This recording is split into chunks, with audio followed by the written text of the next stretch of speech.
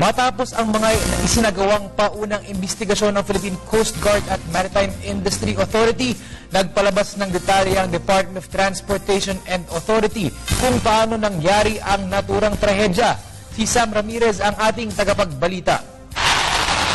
Mag-aalas 9 ng gabi noong Biyernes nang mabangga ng Sulpicio Express 7, isang cargo vessel ng pagmamayari ng Philippines Pan Asia Corporation, ang MV St. Thomas Aquinas, isang ro-ro passenger vessel naman ng Togo Company. Ito ay naganap sa Talisay City, Cebu.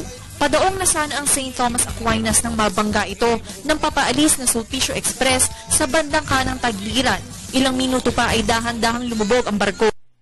Bungsod ng pangyayari, kasalukuyang nagsasagawa ang Maritime Industry Authority o Marina ng investigasyon. Una na nilang hinanapan ng mga kaukulang sertipiko at lisensya ang parehong barkong sangkot sa insidente.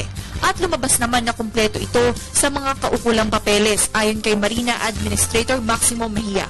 All of these certificates are in order.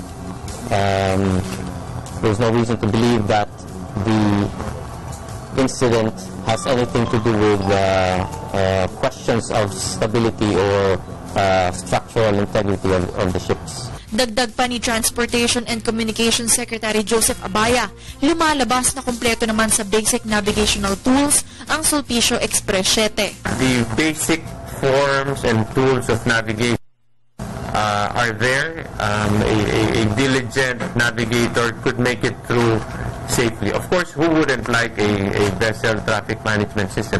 Malaking tulong yun. But definitely the absence of a VTMS is not the cause of all of this. I mean, even if you have the basic navigational tools, you could navigate these things quite safely. Dahil dito, isa sa mga tinitingnang sanhi ng nasabing pagbangga ng Sulpicio sa St. Thomas Aquinas ay human error. Patuloy naman ang isinasagawang investigasyon ng Marina upang malaman kung may kaukulang pananagutan ba ang Philippines Pan Asia Corporation. Matapos ay suspende ng Philippine Coast Guard ang kanilang search and rescue operations, buhat ng masamang panahon ay muli itong magpapatuloy kahit hindi pa gaanong gumaganda ang. Ngunit nilinaw ni Philippine Coast Guard spokesperson Armand Balilo na hindi pa sila makakalapit sa ro-ro vessel na asa 120 feet ang nilubog dahil masyadong delikado ito para sa mga divers. At sa halip ay kukunan na lamang nila ito ng video footage upang mapag-aralan ang istruktura ng lumubog na ro-ro vessel. Bago pa ang insidenteng ito, nasangkot na sa 4 pang maritime disasters ang Sulpicio Lines noong 1987 kung saan lumubog ang MV Doña Paz na bumangga din sa isa pang barko. Mahigit sa 4,000 ang namatay.